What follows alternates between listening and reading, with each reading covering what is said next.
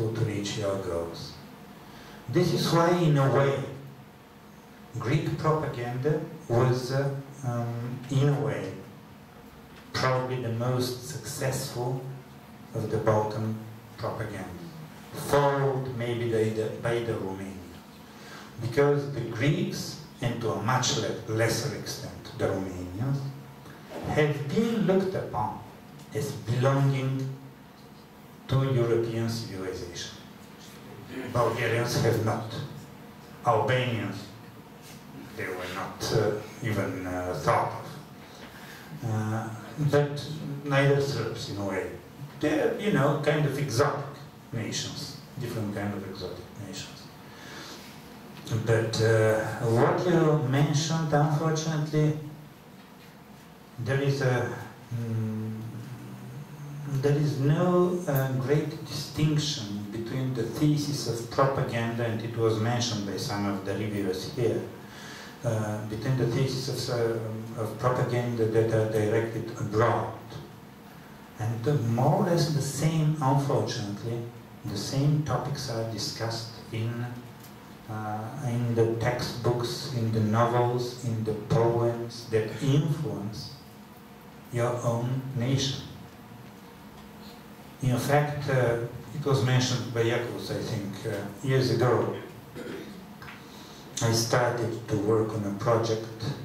I first thought of the title of the project. It looked to me very nice title. It is a quotation from the national Bulgarian poet, Ivan Vazov, whose one of the most famous poems is Българче да се наричам, първа радост за мен. To call myself a Bulgarian is the greatest joy for me. So my title was To call you a Bulgarian is the greatest joy for me. And I planned to research on the activity of the Bulgarian state to assimilate, or maybe not physically, but psychologically, to assimilate the minorities living in Bulgaria in order to use them for a successful policy, successful modernizing state. And in Bulgaria, about 20% of the population were minorities. Roma, Turks, Greeks, Jews, Armenians, and so on. And much to my surprise, it turned out that the Bulgarian state did not care at all about the minorities. It did not want to include them in a modern nation. They remained a part of it. They paid their taxes, they were asked to do their military duty, and that was all. So, and it was very difficult. It was very difficult. It was impossible to assimilate a Bulgarian Turk when half of the novels and the poems that he had to study in Bulgarian schools were anti-Turkish. How are you supposed to make him part of the Bulgarian modern nation? Only 7 or 8 years ago, an excellent German historian, Ulf Brumbauer, and a Bulgarian colleague of his made a project that raised tsunami in Bulgarian politics. One of the most widely believed, it's not a myth really, one of the most widely known events in the history of the Bulgarian national revival is the massacre of Bulgarians in Batak, in a small town in the Rhodop Mountains during the April uprising, where the Turks massacred probably about 60% of the population. That means about maybe 4,000 or 5,000.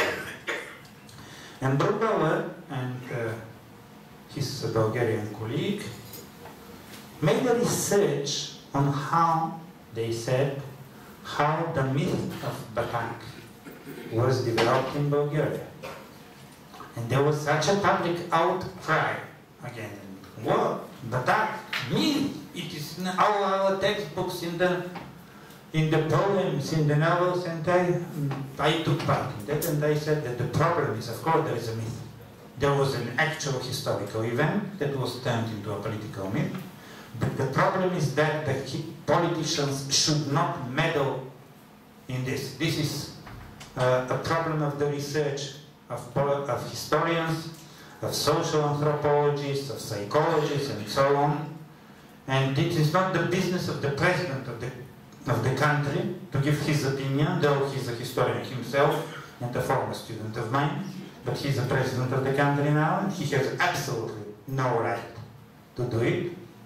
It's not the problem of the prime minister to give his opinion, it's a problem of the professionals.